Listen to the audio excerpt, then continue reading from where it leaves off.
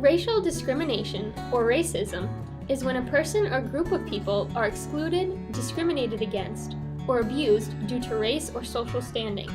An example would be in the 1950s in the United States when there was segregation based on people's skin color, particularly those with dark skin. This group of people were discriminated against just due to their race and were separated from white people. Class discrimination, or classism, is when a person or group of people are treated differently, tortured, or abused based on what social standing they have. An example of class discrimination can be seen in My Fair Lady, when Eliza is treated differently as a street rat versus as a lady.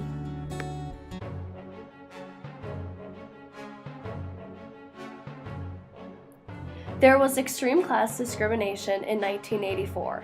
This can be seen in the context of the proles. Discrimination against working class was so strong that the party openly says, "The proles are not human beings." The quote on page 201 is a good example of this. "The aim of the low, when they have an aim, for it is an abiding characteristics of the low, that they are too much crushed by drudgery to be more than intermittently conscious of anything outside their daily lives." This quote shows that the middle and upper classes viewed the lower class as little more than slaves. Also, another example can be seen in the quote.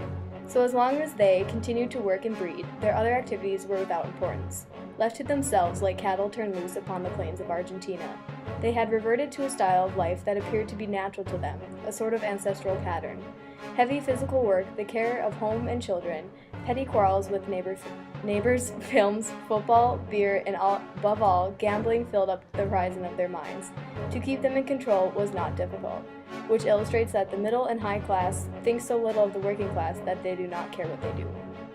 Overall, the book does not address racial discrimination. The book mentions how even non-European people can attain high-ranking jobs in the party.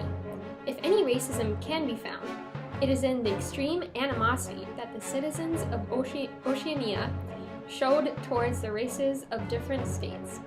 This can be seen in the quote from page 116. "The trucks were still filing past, the people still insatiably gaping. At the start, there had been a few boos and hisses, but it came only from the party members among the crowd. It had soon stopped. The prevailing emotion was simply curiosity. Foreigners, whether from East Eurasia or from East Asia, were a kind of strange animal."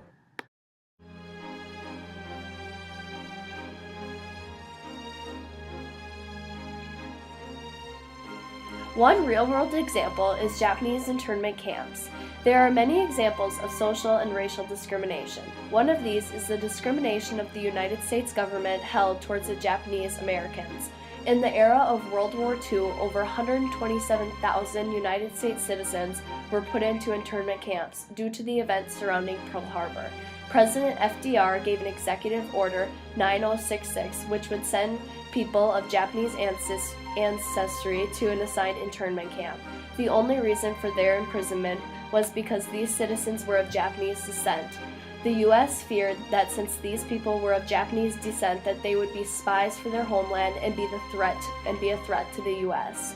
There was never any concrete evidence that could prove any of these allegations to be true.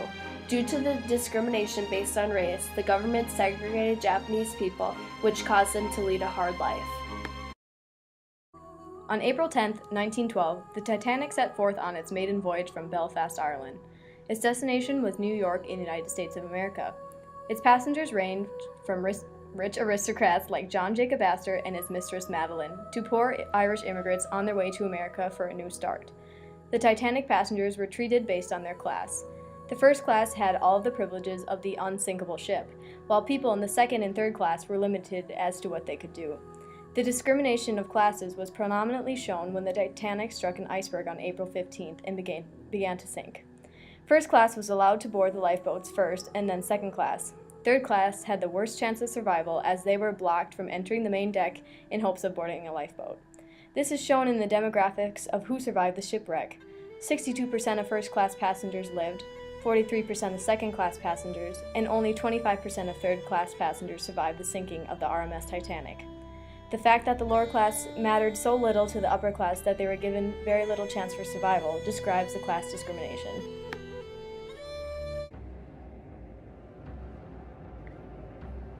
Another example of racial discrimination can be seen in the discrimination that the American government and the American people had towards Native Americans.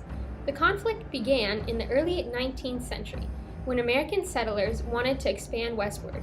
There is one problem, though. The land belonged to Native American tribes like the Cherokee, Creek, Choctaw, Chickasaw, and Seminole nations.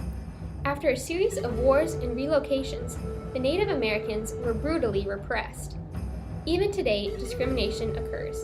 Although legally there is equality, American Indians, Alaska Natives, Native Hawaiians, and Pacific Islanders remain among the most economically disadvantaged groups in the country and have high levels of alcoholism and suicide.